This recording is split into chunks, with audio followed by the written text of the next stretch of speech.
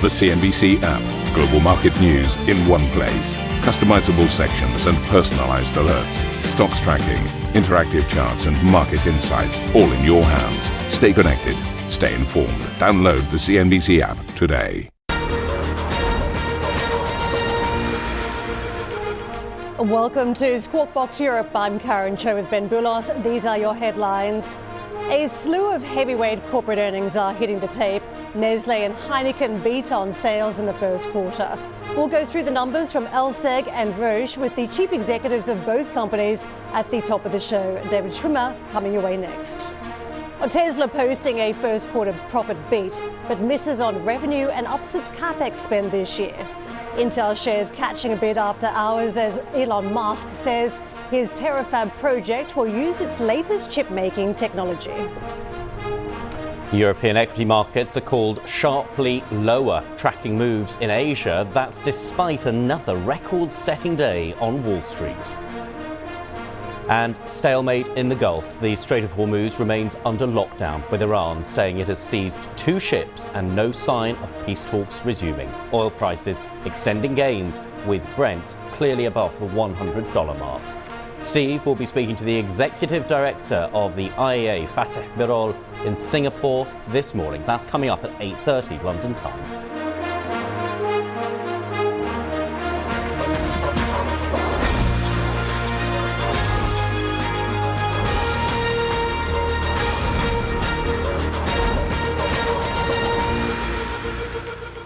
First numbers from LSEG crossing the tape this morning, and just getting into what we're hearing. The company saying it's confident in its outlook and delivering on all of the financial targets for the year. Full-year revenue growth expected to be at the upper half of 6.5 to 7.5% guidance range, on track for £3 billion buyback by February 2027. New AI tools within Workspace are generating very positive feedback, sees an improvement in constant currency EBITDA margin of 80 to 100 basis points in the full year. So some of those top numbers first up. But let's get to David Schwimmer, who's the CEO of LSEG and joins us now. David, thank you so much for joining us.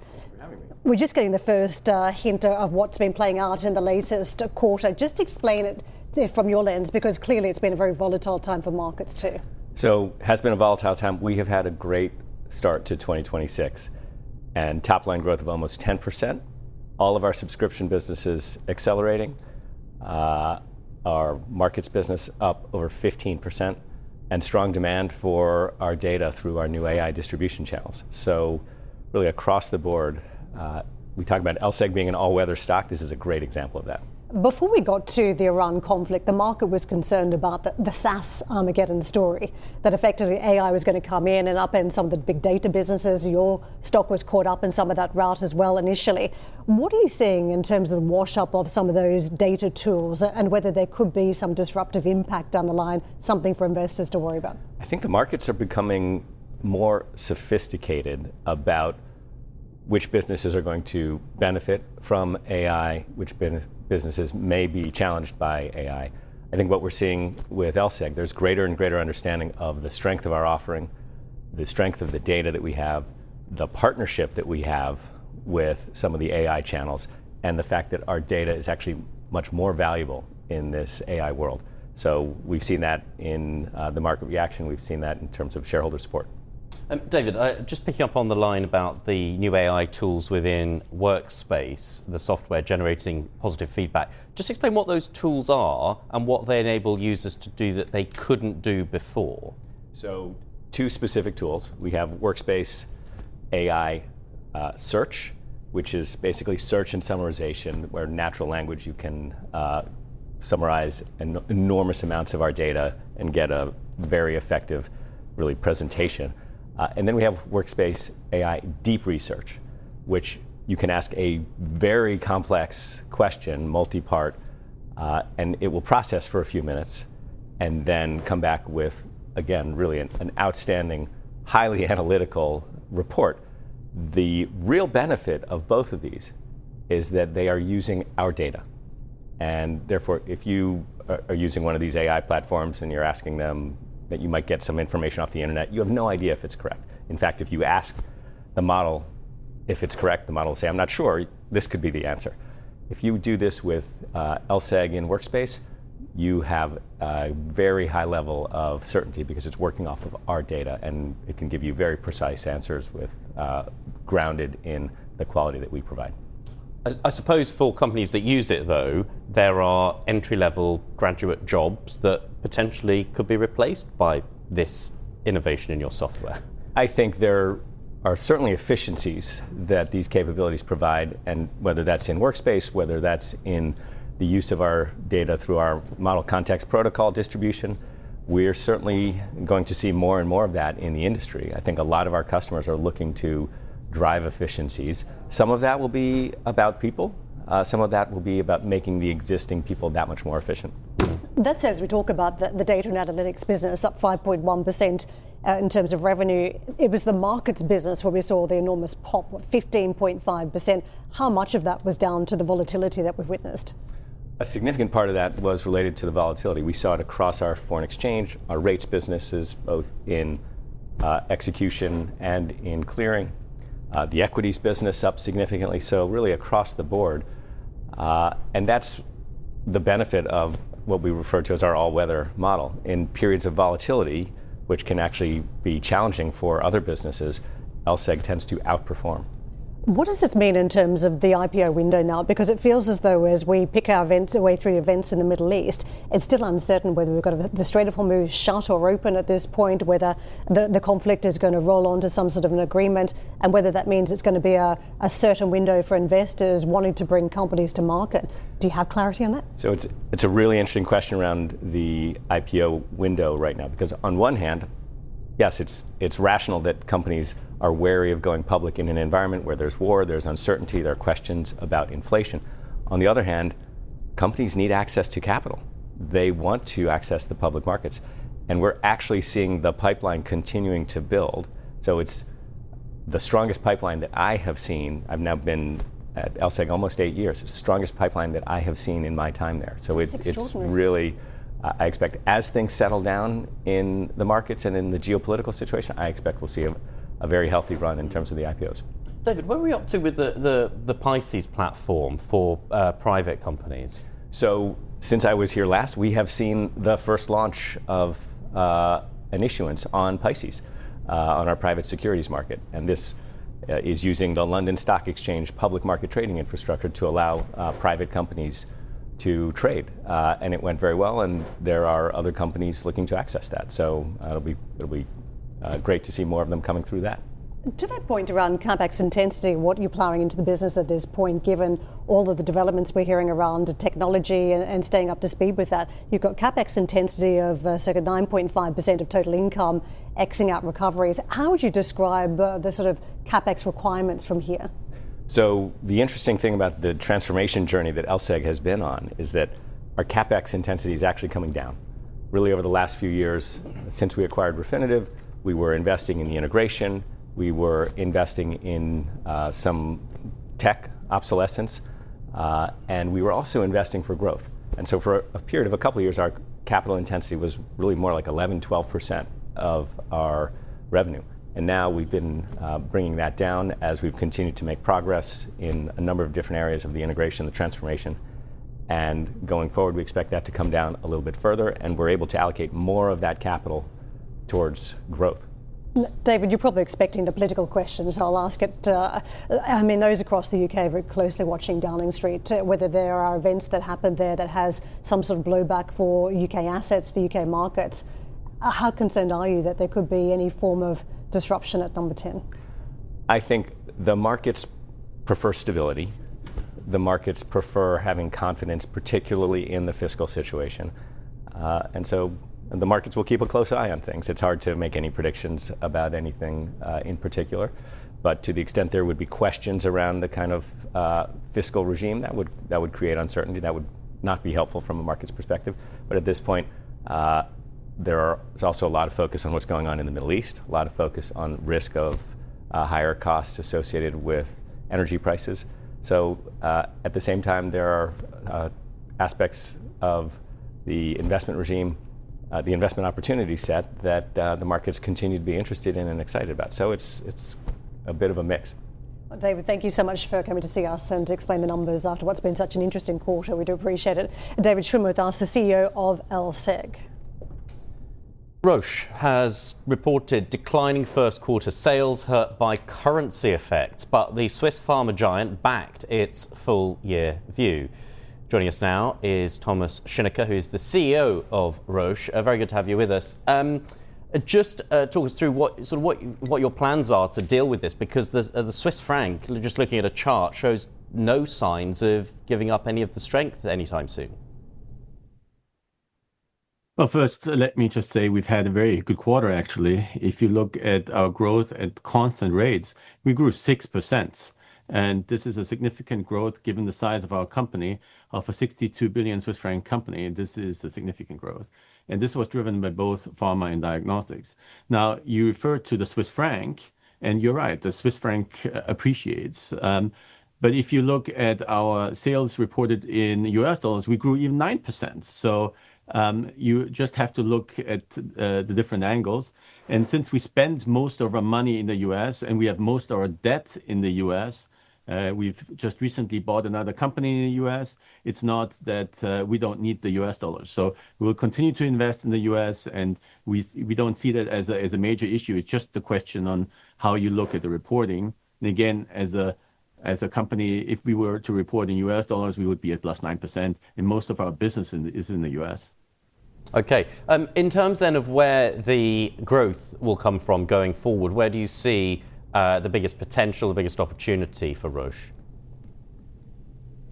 Yeah, we are quite diversified as a company. We have a very strong diagnostics business. In fact, we're the #1 globally in diagnostics, and we are a leader in pharma. In many of the segments, we are the market leader. For example, in multiple sclerosis, in areas such as ophthalmology or hemophilia, or even in blood cancers.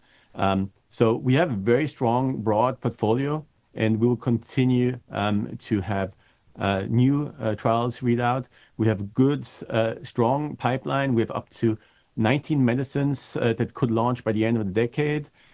So I think we are extremely well set up that we can continue this growth momentum into the future.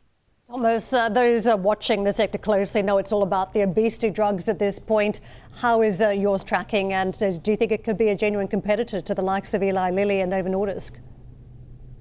Absolutely. And I'm super excited because our GLP-1 GIP, the name is CT388, has recently reported phase 2 results. And these phase 2 results show that we have weight loss at week 48 that another major player has only after week 72. And on top of that, we see that there is still trends going and showing more weight loss in the future. Whereas with these other medicines, they often plateau at that week 72. So we believe we have a best-in-class medicine in hand. And so we are going full speed. We've started 2 phase 3 trials, and we look forward to being on the market. What's the timeline for weight loss? Because it feels as though the other players have been there for a while now, but are still evolving in terms of moving from injections to pills, and then the ability to have a greater weight loss and for the drug to be tolerated versus others. Where do you think we are in terms of the adoption of some of these products? We're still in the very beginning. If you look at how many % of people actually use these medicines, it's still a quite small percentage. So there's still a lot of opportunity to help people dealing with the weight. But on top of that, if you look, and there are publications on this that show that even if you give these drugs like GLP-1s at a very low dose, where you don't experience weight loss, you still experience a lot of other health benefits. So there is something behind that is not just driven by weight loss. There are other health benefits. So I do believe that this class of medicines, and there's some others that we have in the portfolio as well, that will actually continue to drive longer lives and longer, healthier lives. And so I think it will be a very important class of medicines in the future. Thomas, what weight loss drugs do for humans, I suppose artificial intelligence could be said to do for corporations, cutting some of the fat and making them a little leaner. And I just wonder, with your update earlier this month about the increasing use of AI, What do you see that achieving in terms of the development of new drugs and those timelines? Yeah, we are all in, as you saw with our announcement for the AI factory. So we have the highest level of computing power in the entire pharma industry. We have thousands of people that are really AI specialists in our company. And we see multiple benefits of AI. We see benefits of AI along our processes internally to speed up certain processes. For example, in filing or study protocols, where we can take these protocols that used to take weeks or months down to hours or days. So a significant cut in timeline. But we also see it in the area of drug development, where we can now screen virtually millions, if not billions of different molecules, which you couldn't do in a wet lab in that speed. And then you select really the ones that are most promising, and then you transfer that into the wet lab, you test them, you take the data, you feed it back into your model, so you constantly improve your model. And so that's one area where we see in drug discovery that it could help. But also in terms of diagnosis, we can use AI to better diagnose cancer. And so we are really working in all those areas. I think it's an exciting time, and I believe we as Roche, we're really ahead of the curve. Okay. Thomas Schinecker, CEO of Roche, thank you very much for joining us. Still to come on the show, a mixed picture for Tesla as spending concerns dampen investor optimism. Plus, the earnings continue here in Europe. We'll break down the latest from the consumer giant Nestlé.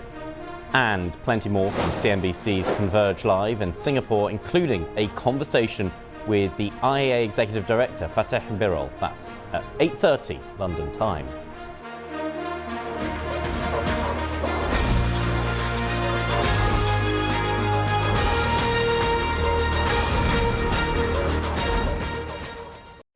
Executive Decisions is the new podcast from CNBC, where I ask powerful leaders about their decisions that changed everything. I'm Steve Sedgwick, and here's the CEO of Siemens Energy, Christian Bruch.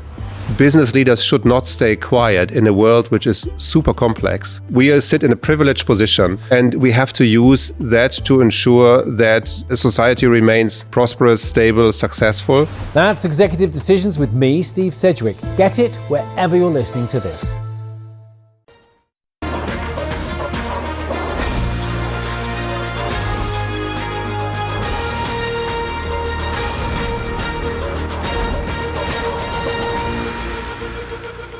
Hello, welcome back. Tesla topped earnings forecasts in the first quarter, even as the electric vehicle maker missed revenue estimates. A positive free cash flow of $1.4 billion came as a surprise against expectations of a cash burn. The company's CFO also revealed that it expects to spend $25 billion, up from a previous estimate of $20 billion. Now, shares initially rose about 4% after the earnings release, but paired gains as executives discussed the increased capex on the call. Speaking on that call, CEO Elon Musk said older model Teslas would not be able to deploy the company's driverless systems. Fortunately, Hardware 3, I wish it were otherwise, but Hardware 3 simply does not have the capability to achieve unsupervised FSD. We did think at one point it would have that, but relative to Hardware 4, it has only 1/8 of the memory bandwidth of Hardware 4. And memory bandwidth is one of the key elements needed for unsupervised FSD. Shares in Intel also moved higher in extended trade after Elon Musk confirmed his companies will utilize its latest technology. Intel has heavily invested in developing its 14A technology as it looks to catch up with Taiwan's TSMC. Musk described the tech as state-of-the-art on the Tesla earnings call. And you may recall that Intel was looking for a customer. If it didn't find one, it was going to close that chip-making business. So this is a significant win for Intel to remain in the game. In terms of what those chips will be used for, don't forget it's this Terafab project that Elon Musk has been trying to build out in Austin. The truckload of chips that Elon Musk really wants at his disposal as he builds that future technology from AI to to humanoid robotics, so very key, of course, for the fortunes. But when it comes to the Tesla numbers here, I think the big takeaway was that positive free cash flow, that it managed to surprise Wall Street here. It did feel like it needed to have some positivity. It's not going to stick around, but perhaps when it comes to the rest of the results for the year in terms of that positive free cash flow, I think that's what the market will look for, because you've got very deep capex requirements here. And that is my point about having a win, some sort of front-loaded win here. The company will spend $25 billion on capex this year. So it's a truckload of money that will be poured into building out future tech. In terms of what you also saw, I think this one line was almost just dangling a carrot before the markets as well, that there'd been some interest, given the recent run-up in gasoline prices, there'd been more interest in the automotive sector in EVs. And you've got to think about some of the expiring Help to Buy schemes in the US around EVs, that those fade.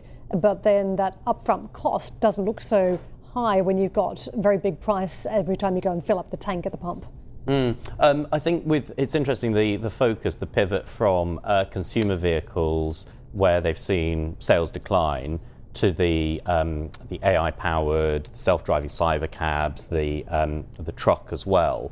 It's an interesting pivot, but I wonder if that's where there may be some investor nervousness, where we saw the shares then fall back, in addition to the huge capex that was announced. Because at the moment, as I understand it, there have only been a limited number of these robotaxi trials. I think in Texas, and I think it may be difficult for investors to see where the revenue is going to come from and when. With that being so experimental at this stage, and leaning into that rather than the consumer vehicles, which have been the mainstay of the company up until now. Harsh. A lot of companies have moving very aggressively on hopes around future income, that they're building AI, they're building technology for the future, and that's been what has been effectively baked into Tesla's price as well. The company is trying to fast forward into a different type of company in future. It's not an auto company. It's not a comparison to, say, a Volkswagen over in Europe or something else like that. It's future tech, and that was very much in the visuals yesterday. You saw Elon Musk with this slide deck. The company was talking about a large plot of land. A Giga Texas factory is preparing the construction of a new facility that's going to be housing the production line for second-generation Optimus humanoid robots. And the message has been we're all going to be needing a robot down the track. It's going to be businesses that are going to be using them. There's going to be a personal need to have humanoid robotics. So he's really trying to create a future around that. And of course, the other feature here, the autonomous driving part, and you saw that even in the numbers yesterday, that the driver assist software, so almost like a sort of a software service here, that has got 1.28 million subscribers, up 16.4% in the quarter. But it's the increase over the year, 51% over the prior year. That's why investors are buying into it. It's the future tech. Yeah, and to the point that you made yesterday, I think, of course, Elon Musk's other big company, SpaceX, and the potential IPO later this year, I wonder whether people are looking at that and wondering what the implications are for Tesla. Might he consider merging Tesla into SpaceX, as he did with XAI and the social media and the AI side of it, and kind of consolidate? Because I think this capex that he has announced, or that the company that Tesla has announced, may give a sense of, okay, it's all going in one direction, and that's very much the... He's spoken about that initially. I mean, that was the whole point, having these super apps, having platforms, and bringing all the businesses together. At this point, there is going to be a Tesla and there's going to be a SpaceX. But down the track, to your point, whether they all converge on the same pathway, I think that is going to be key for investors. Let's come back to the markets and what we saw in the trading session yesterday. The US markets, again, still bouncing from record to record. We've seen it in terms of the S&P 500, the NASDAQ yesterday. Very strong ranges for those markets, 1% up for the S&P 500. And again, that was a fresh record inked that we saw in the session close for the week. Now, the fourth positive week in a row, only up about 0.2%, but still the positive direction there. Also on the NASDAQ, that record finish. Big moving names, it was Apple in stock yesterday for the S&P 500 and Micron for the NASDAQ. So very strong direction is what we're seeing stateside as investors continue to price the tail risk out of the market around the Iran conflict. When it comes to Asia, the question is whether some of the gains are going to stick around. You've seen that pattern in the European markets too. You've had the relief rally, and then you've had the reality setting in that we're not getting through this conflict quickly that there's still a choke point in the Strait of Hormuz that has energy implications for a lot of emerging markets, for a lot of economies, and potentially bringing forward the prospect of stagflation. So the records we inked even earlier in the session are giving way to losses. The Japanese stock market down 0.7% across on Hong Kong, a reversal. Shanghai is down about 0.33%. The Kospi is still maintaining a lead, and you can probably give some thanks to SK Hynix here for a very strong runway that it spells out for that business around the need for DRAM and NAND chips, thanks to the AI journey we're witnessing. Now, European futures, again, this has been the storytelling on this side of the world, very different to stateside, where we've been losing territory over the course of the trading week. Despite the 0.2 pop that you've seen on that S&P 500 trade for the week, taking it to fresh records, we are down on the benchmark, the Stock 600 down 2%, down even more on the French market to the tune of 3% for the trading week. So the loss of territory is interesting on this side of the world. Now, US futures in the context as we get ready for losses here in the trading session, also looking somewhat downbeat. Modest declines anticipated there too, Ben. Karen just mentioning SK Hynix, and the South Korean memory chip giant has posted yet another quarter of record profit and revenue as prices for its products surge amid strong demand for AI. Q1 revenue nearly tripled from the same period last year, surpassing 50 trillion won for the first time, although it came in slightly shy of forecasts. TSMC says it does not have plans to adopt ASML's most advanced chip production lithography machines, saying it expects to be able to create faster and smaller semiconductors without the expensive technology. The move would be a blow to ASML, with TSMC, the Dutch chip equipment maker's largest customer, according to Bloomberg data.